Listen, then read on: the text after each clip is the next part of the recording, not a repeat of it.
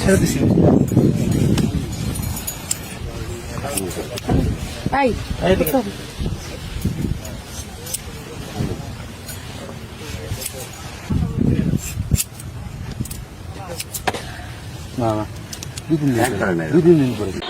দেশ এবং প্রবাসে যে যেখান থেকে আমাদের এই ভিডিওগুলো দেখছেন সবাইকে অসংখ্য অসংখ্য ধন্যবাদ।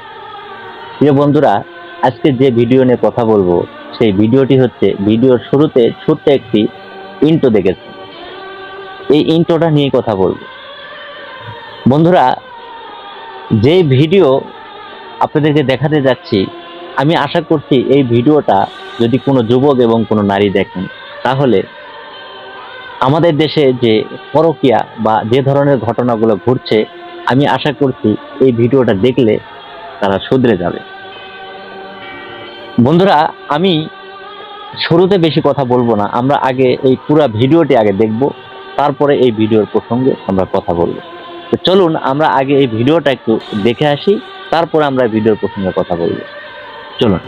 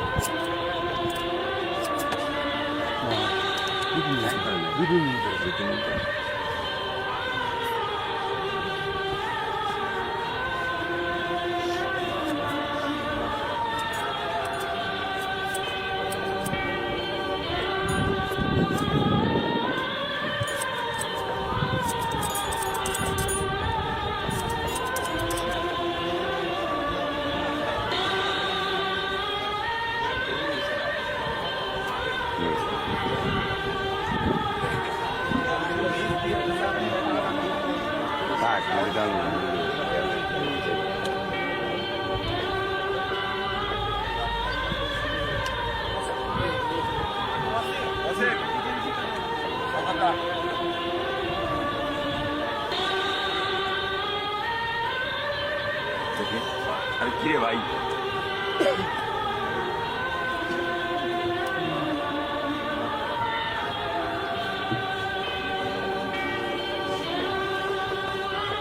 কেমন লেন্স কত আছে?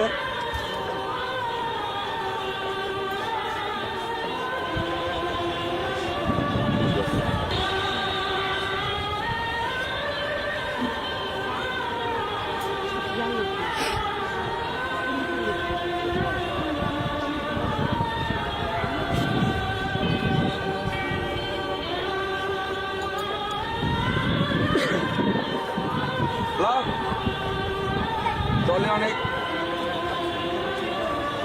না না না চিন্তা করবেন না আপনি। হ্যাঁ ব্যবস্থান ভাই সরো, তোমার একটু তালা থাকবে, তালা ব্যবস্থান ভাই দৌড় দৌড় দৌড়।